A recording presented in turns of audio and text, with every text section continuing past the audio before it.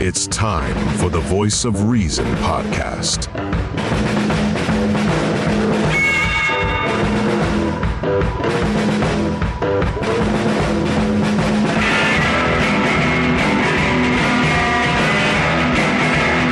Here are your hosts, Sean Phillips, Andy Van Beber, and Travis Kirkendall.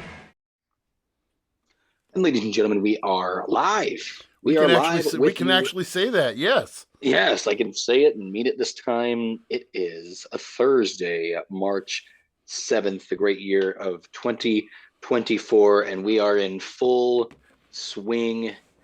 Officially, Nikki Haley has dropped out, as just like the bombs that she had bought and paid for have dropped on. That actually sounded like a Monty Python clip. That's great. Yeah, no. The final domino has fallen that stood in the way of Donald J. Trump's. Donnie T. Yeah, it is. Now we are officially in the full swing, and we are is looking like we are locking ourselves onto the rematch of the century. And believe it or not, what's crazy about Trump versus Biden is that they are not the oldest juggernauts going at it, as Mike Tyson has officially agreed to exhibition boxing bout with Jake Paul, of all people. There's going to be a watch party at the Van Beber house for that one. You know, I could say this. The only thing that I actually think is very unique about this is that because it is Netflix is what this is going to air on. So it's not going to be a pay-per-view. You'll be able to watch it on Netflix. Oh, it's not a pay-per-view. No, it is just going to be on Netflix. All right. Okay. Free to their subscribers. Wow. And that is so, and it will be live. So I'm very interested to see how this goes, because as you know, Netflix paid something in the ballpark of a cool $5 billion for the rights to stream Monday Night Raw on Netflix starting in 2025. Yeah. Really? Yes. Wow. Yes. And I might be mistaken, but I'm pretty sure the deal was for Monday Night Raw and WrestleMania. No, because SmackDown is going to USA. SmackDown is leaving Fox, going to USA. So now. Is Peacock no longer is that taking everything away from Peacock then, or what? So I will no. It's weird. So the deals that they have struck, NXT is going to the CW network, Raw is going to Netflix, SmackDown is leaving Fox and going to USA Network. Now, wow. Peacock is NBC Universal is the parent company of the USA Network. I don't know what happens to the WWE Network, because I could be very wrong, but I'm pretty sure that the Netflix deal includes WrestleMania also. Wow. But I still think that all the other like premium live events are going to be on Peacock, and I think that the library stays on Peacock except for episodes of Monday Night Raw will be on Netflix. I don't know. Wow. But I tell you what, I one of the big things to be said about the WWE, and this just goes to show, like, WWE in its heyday was doing between, I'm going to push the number here, but back in the late 90s, early 2000s was doing in the ballpark between like 18 to probably not quite 30 million each week, but probably like mid 20s, like some of their like real peak ratings points. Whereas now most SmackDown's Raws do anywhere between like 1 million on a low end to like 2.5, maybe 3 million on like a good night. So and most people are like, wow, that's a huge discrepancy between the two. However, guess what? WWE's YouTube page, WWE, 100 million subscribers. Wow. To the WWE YouTube channel, which is crazy if you think about just how many that is. Goes to show they're worldwide. That's unreal. I mean, they've got to be within the within the top 5, I would say. If not, no. I don't know if they're in the top 5, but they definitely crack towards the top. And if you think about it, and I apologize. I'll let you talk for a little bit about what we're going to be doing tonight while my mini me is Okay, apparently acting like a no squeaky problem. toilet. So you guys saw there for a second. I don't have it up right now. I just have our logo up. We are going to do something different here tonight. We're going to do a simulcast here in just a few. You saw as we opened up. As soon as something happens on the floor of the U.S. House of Representatives, we will bring it in. From what I understand, the reason why they are late starting, the president had to wait 10 minutes. Secret Service and the Washington, D.C. PD had to go out front of the White House, and they had to clear out the Gaza ceasefire protesters so that the limo could get out. So let's give it up for the boys in blue there at at DCPD, and it's that I. So they are actually there. So from what I understand, I've got a kind of a stream or a feed going with Washington Post right now, and they say that he's running about 10 minutes late. You're not missing anything. I mean, if you want to, you're basically seeing this. Here, I'll just go ahead and do a transition into this. This looks like they're doing the group shot. Oh, and there's Nancy Pelosi. It looks like just a group shot of a nursing home. You know. So here comes the sergeant at arms. I can see him in the back of the door. So he's getting ready. We're not gonna play all the Mr. Pro, all that crap, but we just decided we'll do a little bit of talking beforehand. Joe is expected, from what I've read, some of the things that Joe's expected to talk about. We'll be talking about the border crisis. He will be talking about it. His prime thing will probably be talking about Gaza and Israel.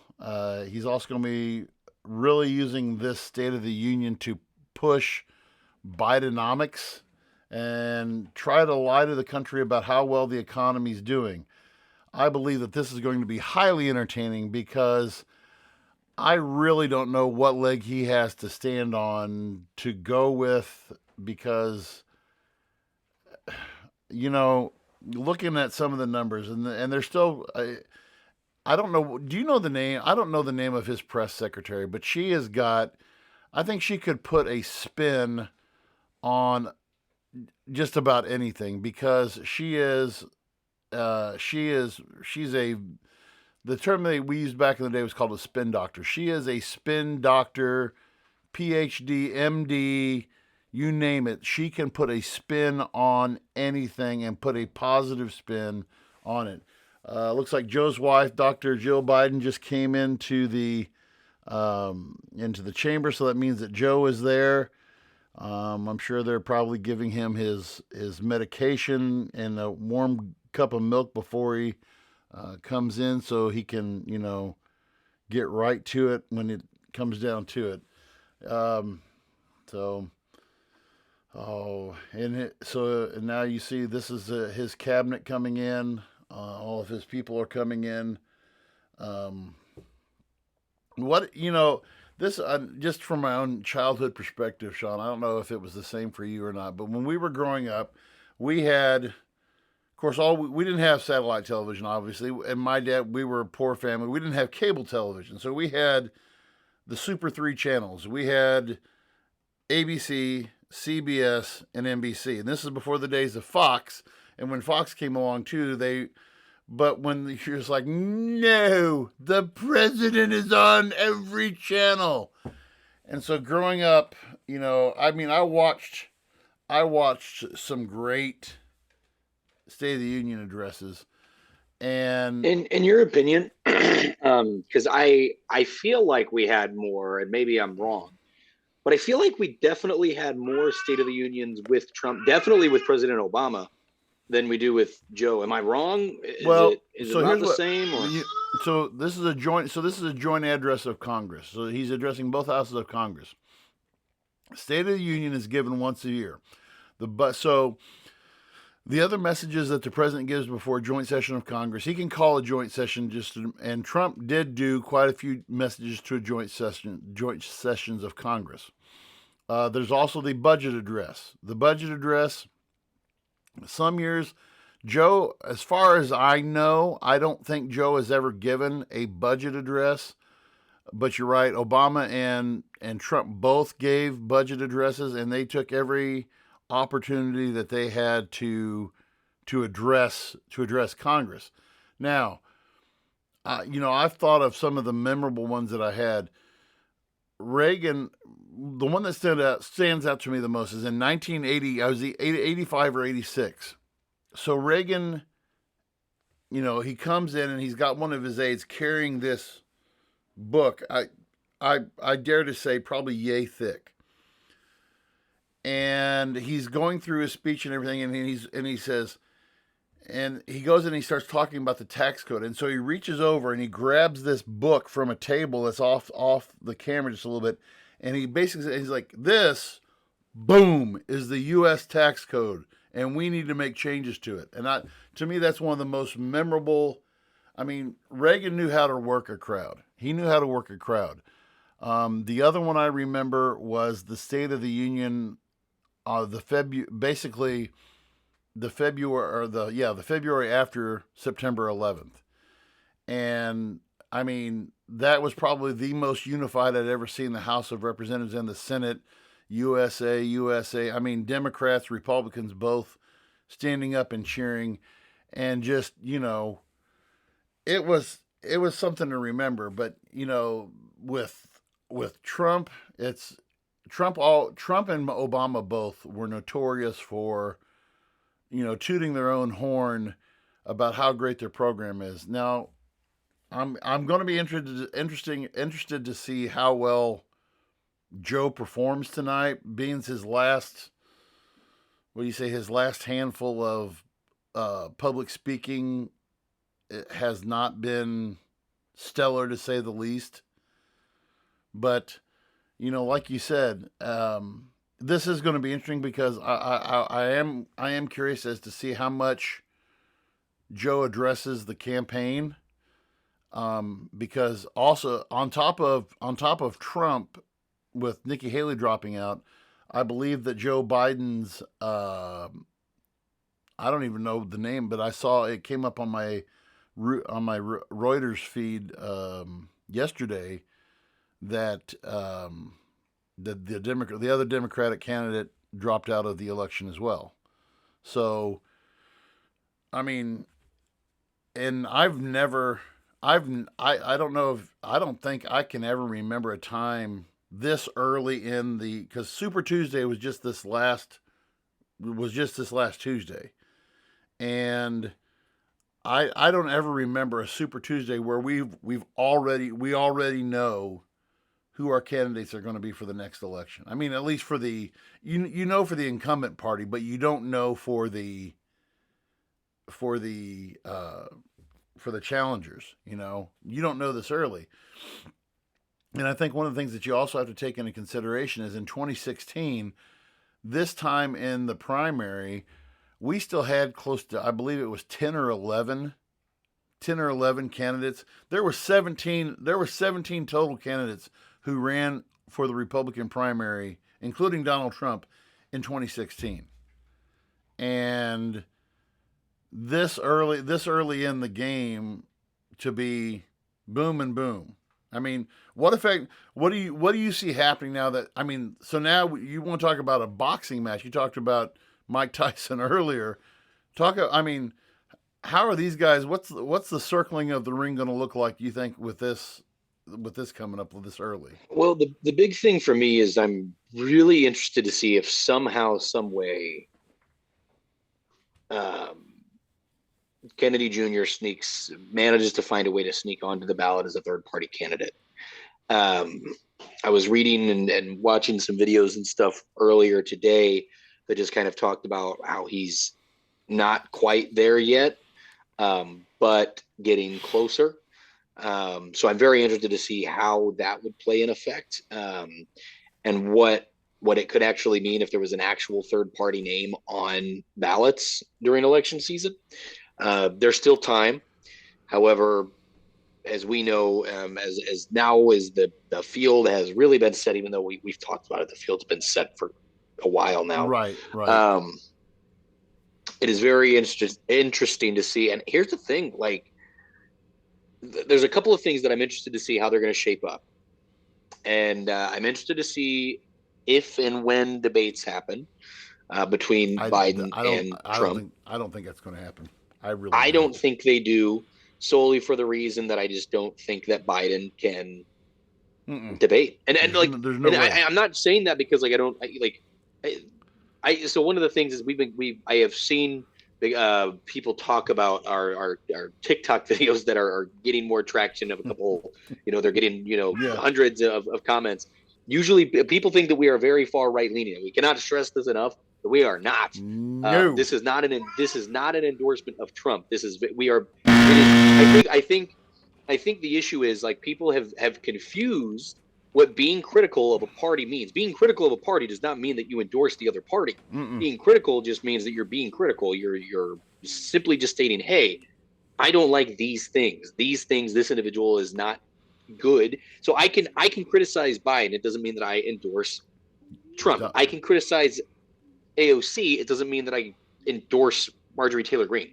I think all four of them are fucking stupid. Okay, so that is how I can present it. Yeah. As you see there, just to cut in on you just for a second, Sean. Joe is entering into. Oh my God, Sean! I wish you could see this. Marjorie Taylor Greene. Yeah. Marjorie Taylor Greene is. She's got on her MAGA 2020 hat. She's got on her. She's holding up a button. I can't see what the button says. So the button, I'm pretty sure the button has to do with the vote that was passed today, where 170 Democrats voted against the is it Karen? Oh gosh. Okay, yeah. Oh, I can't read it. It says it also stopped the Biden border crisis. She's wearing a T-shirt.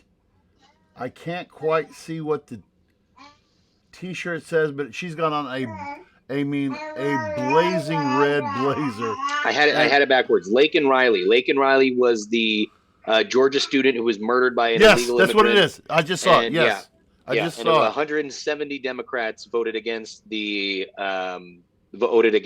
act that today. So it's still moving forward on the House. Now it's up to the Senate. He just took the button and now he's talking to Marjorie Taylor Greene. He is now talking to Marjorie. I forgot to get back. Oh man! So it looked pleasant. They both exchanged words. I don't know how pleasant it was. She said something to him and gave him the Laken Riley button, and he took it. So that's interesting. Because they purposely, all of his handlers, you saw him as he walked in. He's got Chuck Schumer with him. He's got. Isn't it kind of funny how right now there's all these people dressed in white, and they almost look like nursing home, staff. Nursing home attendants. Yes. Which that is our floor on both sides. It's just a bunch of dinosaurs. And I mean, oh God. This is painful to watch. This is so painful just to watch. I mean, and now that you say that, I'm now taking in more notice of how many gray hairs there are. Now he's addressing the guy from Virginia, the Democratic moderate, and there's he's talking to Mitt Romney. Yeah, there's Mitt Romney shaking hands with Mitt. He just shook hands with Mitt Romney, which that surprises me. Of course, Mitt Romney's pretty much what they call a rhino. I wish I can't. Part of the reason why I've got this muted right now, I'm actually taking this from C-SPAN, which is public domain, so I can actually use this, but I'm muting it right now. It's also on the White House website as well. Yeah, So we're just, if anybody's, I don't think anybody would be concerned, but it's public domain. But going back to what you were saying, I don't. The debate would have to be. I mean, wouldn't you think he'd almost have to be wearing an earpiece or something? I just can't. Here's the see thing, him. though. I honestly don't think it would help. I would not be surprised if we don't get presidential debates, but we got vice presidential debates. Well, and that's going to be interesting in seeing how what's the senator from South Carolina, Tim. I can't think of his name right now. It's not Tim Collins. It's Tim something. But the senator, governor, whatever his name is, for me, I think that's going to be. Oh, they're cheering for him. Okay, we do have to unmute this to see what the cheer is. I got to see what the cheer is. Hold on a second. Oh, God. 4 more years. 4 more years, chant. Is that 4 more years that they want him to serve, or is that 4 more years that they want him to live? I'm kind of confused. I mean, that's what's crazy is like we have this. We're supposed to be getting into the State of the Union, and yet we have, the pomp and circumstance of I can tell with some of these old people I'm seeing clapping how many bruises we're gonna have on hands tomorrow. Good Lord. The liver spots are gonna really start rising to the top, and yeah, this is par for the course for State of the Union, but now you got now Nancy Pelosi is taking over the escort job. They have basically different people on these escort committees that I was watching a little bit prelim before Sean joined me. I mean, they basically named these different people to help escort him in. So Chuck Schumer's handed him off to Nancy Pelosi now, and so Nancy. Now what do you think happens? Like here's the thing, Biden speaking is like this is going to be a big moment for him if he can't get through this speech. People are going to rip him up, and I am very that is one of the things is I am very interested to see how well he manages to get through this speech because again, not an endorsement of Trump. He is also very old. However, the dementia has not quite settled in on Trump as it is for President Biden. At least that with Trump, you are actually going to get him to be able to finish his sentences without fumbling the applesauce in his mouth. So it is very interesting to see how this is going to go as he slowly but surely is making his way. Here we go. Let's see. We'll keep on talking, but I mean, so here he is. He gives the tradition that he gives the speech to, and there's Mike Johnson, Speaker of the House. Nice name. Again, I still can't get over Mike Johnson. I mean, is that some guy they found off the street or what? So, all right. Buckle in, folks. Here we go. If you're watching along at home right now, go ahead and go ahead and get your bottle of scotch out. We'll do a little drinking game here. The over under on how many times how many times he loses track of where he's at. How many times he? I tell you this though, I am so happy.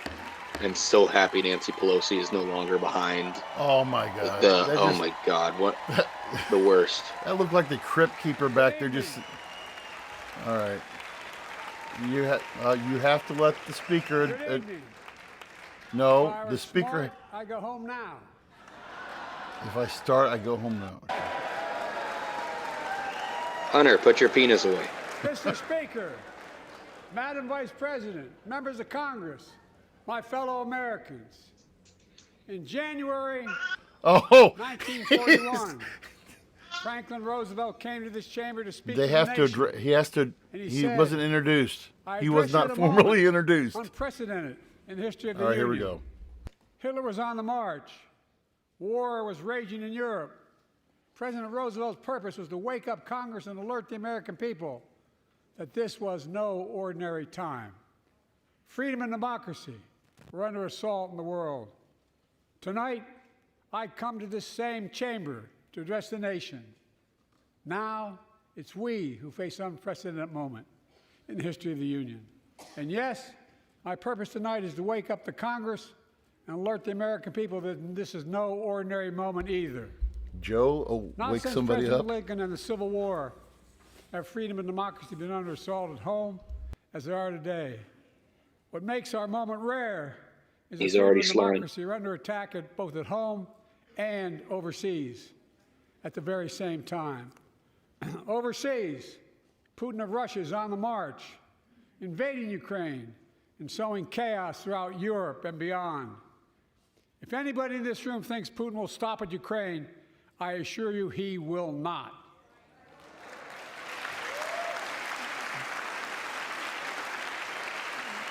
But Ukraine can stop Putin.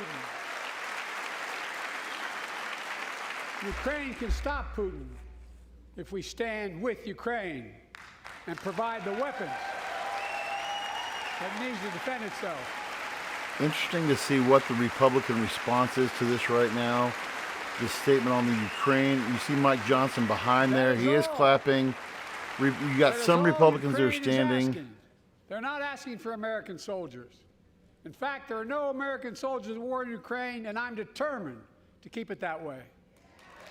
But now, assistance to Ukraine is being blocked by those who want to walk away from our world leadership. It wasn't long ago when a Republican president named Ronald Reagan thundered, "Mr. Gorbachev, tear down this wall."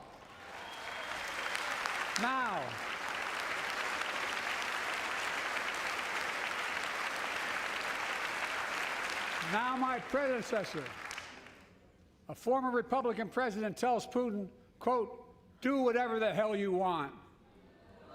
That's a quote. A former president actually said that, bowing down to a Russian leader. I think it's outrageous, it's dangerous, and it's unacceptable.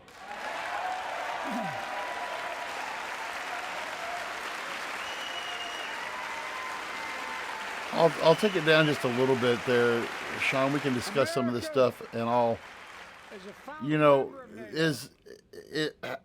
this whole thing with Putin. I mean, does this appear like, I mean, are the Republicans, if Donald Trump gets in, is this going to be a thing that the Republicans are going to back out on? I mean, this seems like it's becoming more of an issue that there's definitely more support for pulling out of Russia and taking care of American needs here at home. I mean, is this something that the Republicans are going to probably... No, I don't think so. I think that they keep the aid, maybe not as much, but no, I think it is definitely just a talking point to use as of now, and then come election season and, let's hypothetically say Trump has taken office, his stance will switch up a little bit. I do believe, personally, because we saw that before with how many presidents wanted to get out of Iraq and Afghanistan before we finally did. The amount of I have a plan, and then same thing. However, could there be a change? Yeah, but I don't see it as that. I think that once if Trump was to become president again, the narrative would shift a little bit. If we're keeping a closer watch than Sleepy Joe did on Ukraine. And he just says, my message to Putin is simple: we will not walk away. Okay, so now you're getting a standing O. We will not bow down. Okay, so oh God, there's man. So, but what about the state? My other thing is though, what about this quote by Donald Trump though? Do the hell whatever you want. I mean, he didn't take that out of context. I mean, what kind of message? I mean, is Trump just trying to throw a little? I mean, basically throw his balls around and try to show how big he is, or is this actually another talking point for Joe to kind of I mess up on. I didn't see the quote, so I can't speak to it. I'd have to look. I'm gonna have to look to that, but yeah, because it could have just been one of those. I mean, who knows? It could have just been where like it. Yeah, again, yeah. where Trump was talking about, and All right. Putin, will do that whatever the hell he wants. Yeah, let's see what he's saying. Okay, yeah. This is about the election now. America stood strong and democracy prevailed. We must be honest. The threat to democracy must be defended. My predecessor and some of you here seek to bury the truth about January 6th. I will not do that. This is the moment to speak the truth and to bury the lies. Here's the simple truth. You can't love your country only when you win.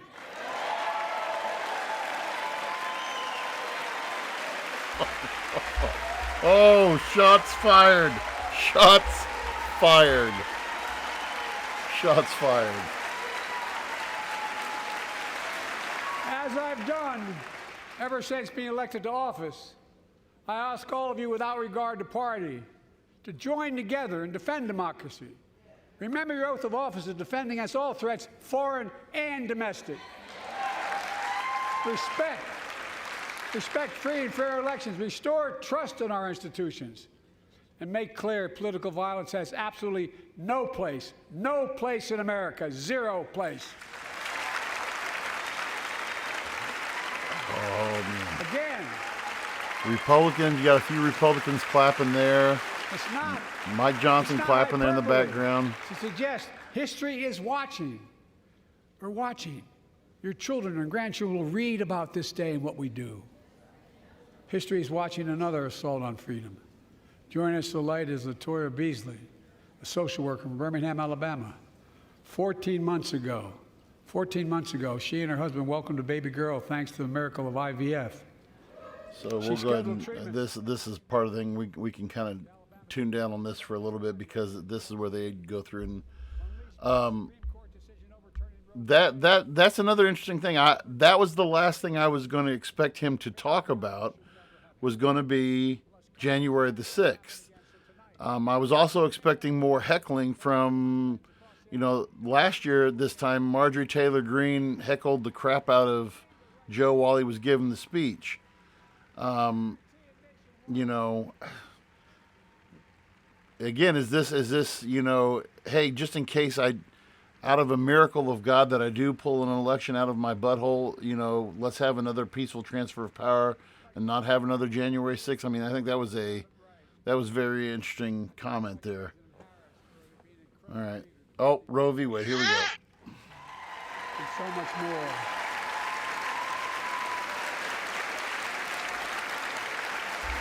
Thank you. My predecessor came to office determined to see Roe v. Wade overturned.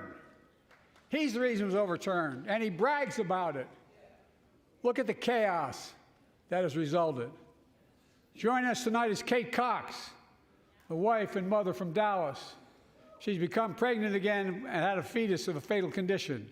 Her doctor told Kate that her own life and her ability to have children in the future were at risk if she didn't act. Because Texas law banned her ability to act, Kate and her husband had to leave the state to get what she needed.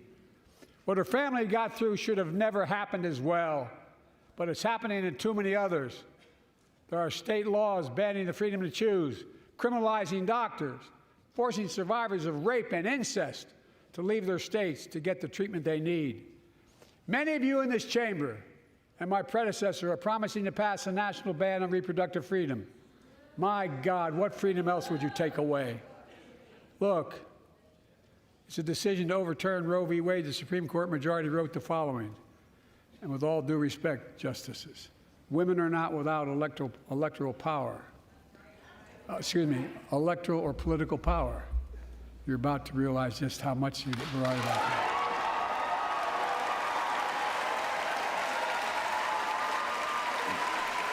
As the justices take a pie to the face there. One thing I do want to mention real quick the lady who they just mentioned who had to have the life-saving abortion, sitting next to her, I don't know if you were watching or not, Sean, sitting next to her is Arnold Schwarzenegger's wife, Maria Shriver. I don't know if you noticed that or not. When reproductive freedom was on the ballot, we Yes. won in 2022 and 2020, and we'll win again in 2024.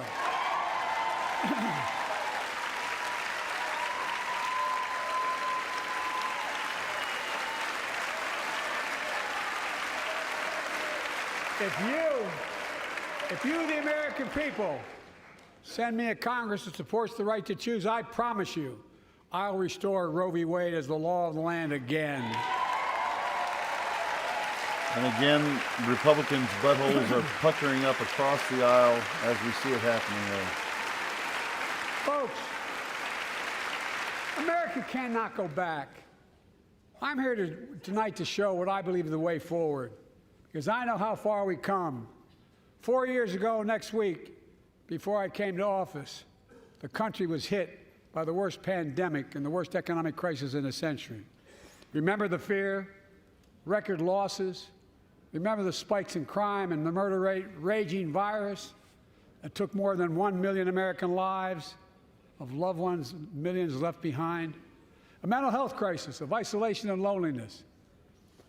A president, my predecessor, failed the most basic presidential duty that he owes to American people, the duty to care. I think that's unforgivable. Oh, my. I came to office determined to get us through one of the toughest periods in the nation's history. We have. It doesn't make news in 1,000 cities and towns. The American people are writing the greatest comeback story never told.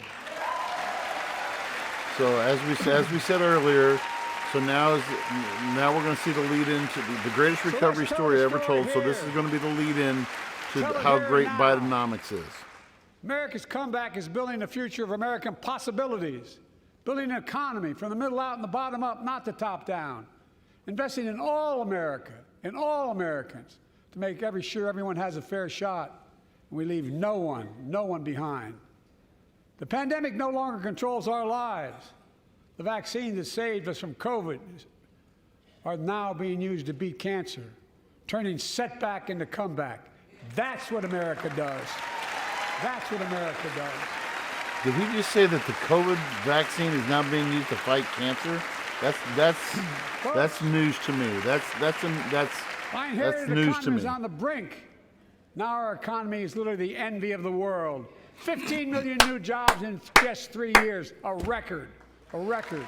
Oh. Unemployment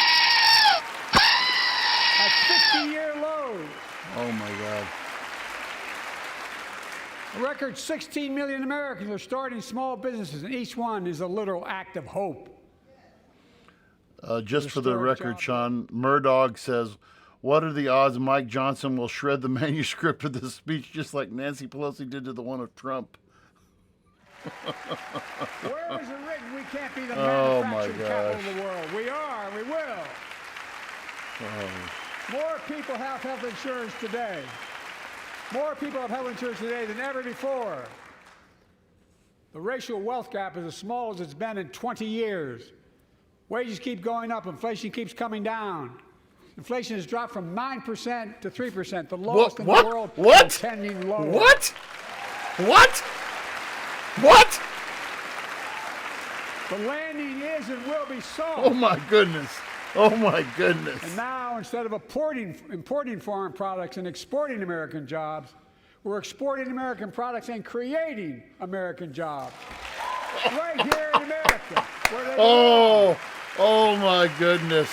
Wait a minute. I have to do it. I'm sorry. I have to do it. Wait a minute. I had to do it. Soaring. Buy America has been the law of the land since the 1930s. Oh my God. Past administrations, including my predecessor, including some Democrats as well in the past, failed to buy American. Not anymore.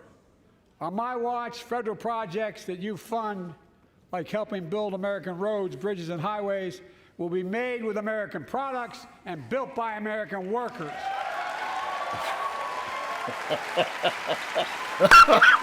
Creating good paying American jobs. Oh my. Oh my. Oh. And thanks to our CHIPS and Science Act, the United States is investing more in research and development than ever before. During the pandemic, a shortage of semiconductors, chips, that drove up the price of everything from cell phones to automobiles. And by the way, we invented those chips right here in America. Well, instead of having to import them, private companies are now investing billions of dollars to build new chip factories here in America, creating tens of thousands of jobs. Many of those jobs paying $100,000 a year and don't require a college degree.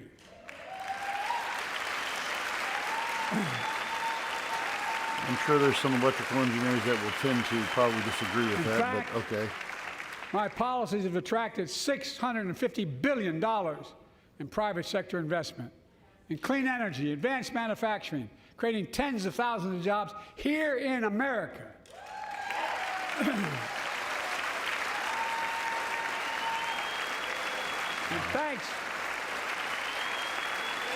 thanks to our bipartisan infrastructure law, 46,000 new projects have been announced all across your communities. And by the way, I noticed some of you strongly voted against it, or they're cheering on that money coming in. I like it. I'm with you. I'm with you. Oh my goodness. This is If any of you don't want that money in your district, just let me know.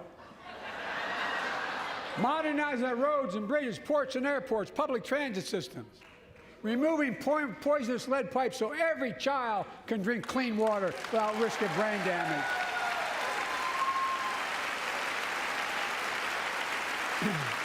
Providing affordable high-speed internet for every American, no matter where you live, urban, suburban, or rural communities, in red states and blue states.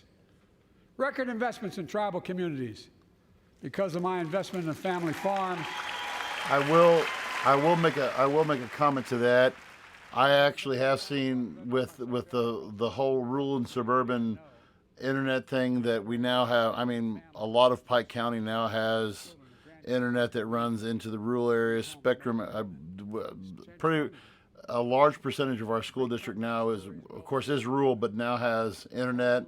I will give him that, but I mean, as we're now, he's getting ready to introduce somebody else, so we can kind of comment right now.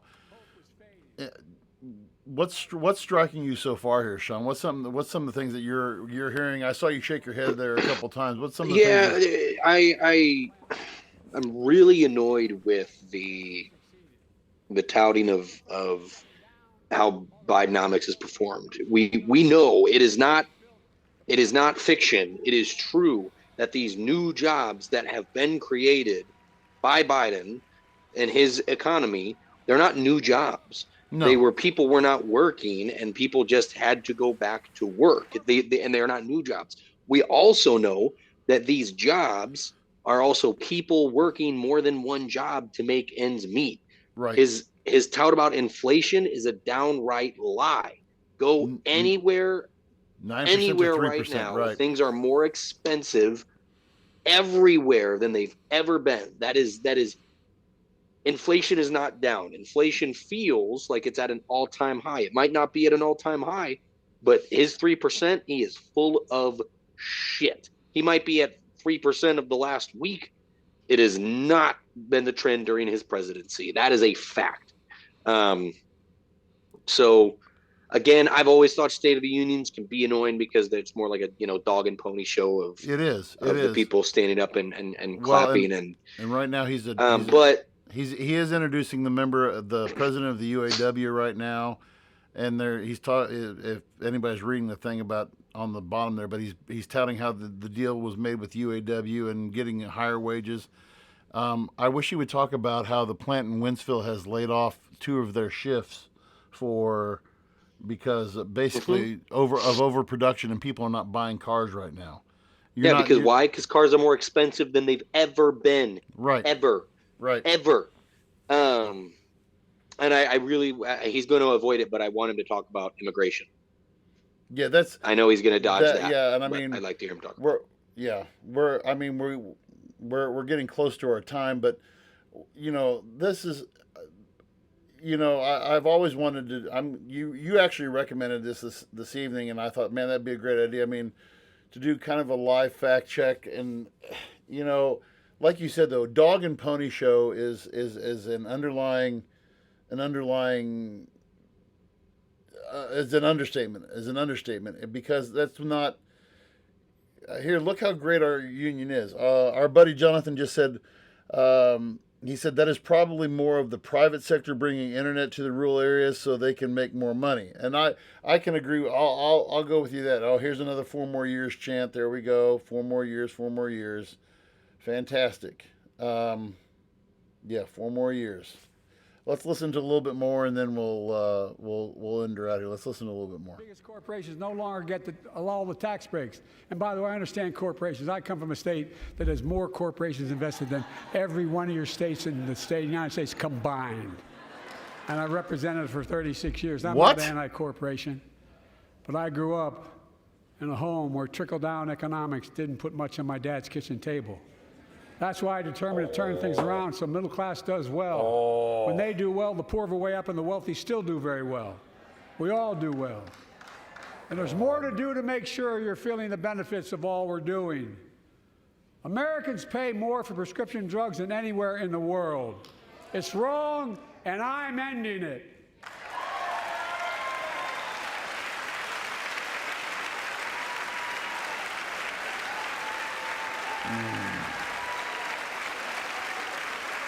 With a law that I proposed and signed, not one of you Republican buddies voted for it. We finally beat Big Pharma. Instead of paying $400 a month or thereabouts for insulin with diabetes, and it only costs $10 to make, they only get paid $35 a month now and still make a healthy profit. And I want to, but what to do next? I want to cap the cost of insulin at $35 a month for every American who needs it. Everyone.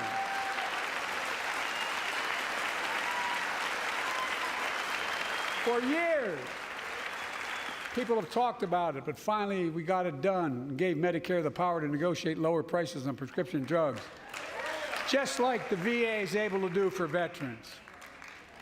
That's not just saving seniors money, it's saving taxpayers money. We cut the federal deficit by $160 billion. Because Medicare will no longer have to pay those exorbitant prices to Big Pharma. This year, Medicare is negotiating lower prices for some of the costliest drugs on the market to treat everything from heart disease to arthritis.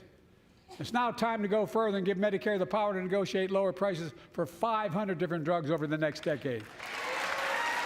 Wow. They're making a lot of money, guys. And they'll still be extremely profitable. Will not only save lives, it will save taxpayers another $200 billion. Okay, I want to bring up. I want to clarify something here that Joe said earlier. Joe said that when he talked about trickle-down economics and how, he had more businesses in his area that he represented than the other states combined.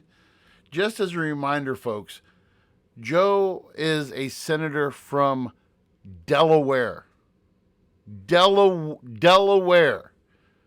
So a claim that he just made there, unless I totally misheard it, Sean, please tell me if I misheard this.